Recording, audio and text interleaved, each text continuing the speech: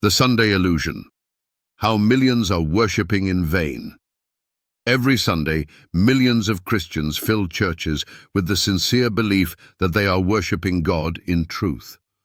Songs are sung, sermons are preached, prayers are lifted, but what if the very foundation of that worship, the day itself, is built on a lie? This is not about judging hearts. It's about testing traditions by the Word of God. In Matthew 15:9, Jesus said, "In vain do they worship me, teaching for doctrines the commandments of men." Worship can be vain when it's based on human tradition rather than divine truth. Let's examine the facts. In Genesis 2:2-3, God created the world in 6 days and rested on the 7th day. He blessed it and sanctified it. That day, Saturday, became the Sabbath, a holy memorial of creation. In Exodus 28-11, God gave the 10 Commandments, written with his own finger. He commanded, "Remember the Sabbath day, to keep it holy. The 7th day is the Sabbath of the Lord thy God." Jesus, our example in all things, kept the Sabbath. Luke 4:16. He never changed it. He never gave permission to replace it. His disciples, even after the resurrection, continued to keep the Sabbath. Acts 17:2, Acts 18:4. Not a single verse in the entire Bible commands worship on the first day of the week, Sunday. Not one verse calls Sunday holy. Not one verse says God changed the Sabbath. So where did Sunday worship come from? The answer is found in history, not the Bible.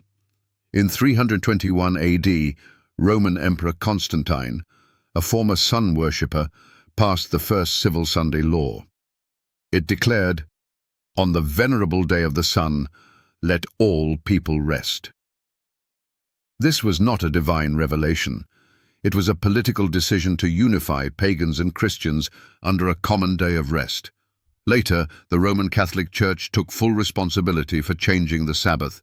They proudly admit, "Sunday is our mark of authority. The Church is above the Bible, and this transference of Sabbath observance is proof of that fact."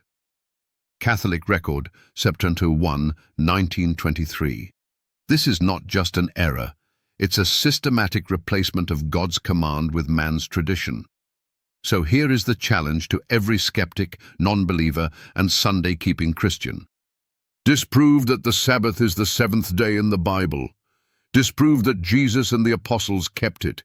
Disprove that Sunday worship was instituted by God. Disprove the Catholic Church's own claim to have made the change. You won't be able to, because the facts are undeniable.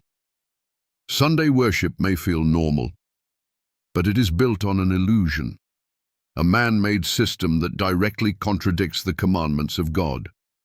Revelation 14:12 identifies God's end-time people as those who keep the commandments of God and the faith of Jesus. Not 9 commandments, not a revised version, but all 10, including the 4th. The Sunday illusion has led millions to worship in vain, thinking they are honoring God while actually ignoring the one commandment that begins with remember. Now you know the truth. So the question is, will you follow what's popular or what's biblical?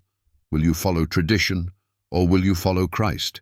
Because sincerity is not a substitute for obedience,